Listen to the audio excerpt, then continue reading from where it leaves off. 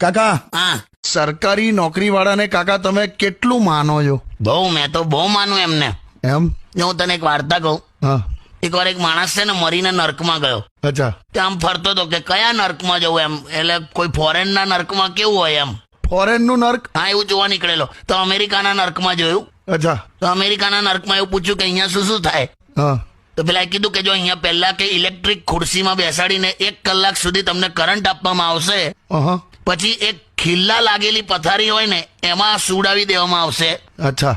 અને પછી એક મોટો આમ દૈત્ય માણસ તમારી જખમી પીઠ પર 50 વાર હંટર મારશે. અરે બાપરે.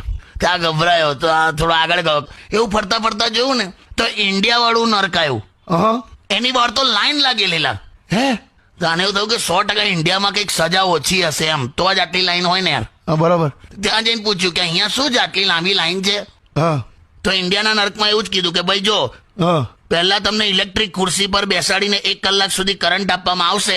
પછી એક ખિલ્લા લાગેલી પથારી પર સુવાડવામાં આવશે. અને પછી એક દૈત્ય માણસ તમારી જખમી પીઠ પર 50 વાર હંટર મારશે. આ તો સેમ જ થયું ને. તો પેલાને પણ એ જ થયું કે આ તો બધે આવું છે યાર, તો પછી આટલી લાંબી લાઈન કેમ લાગી છે.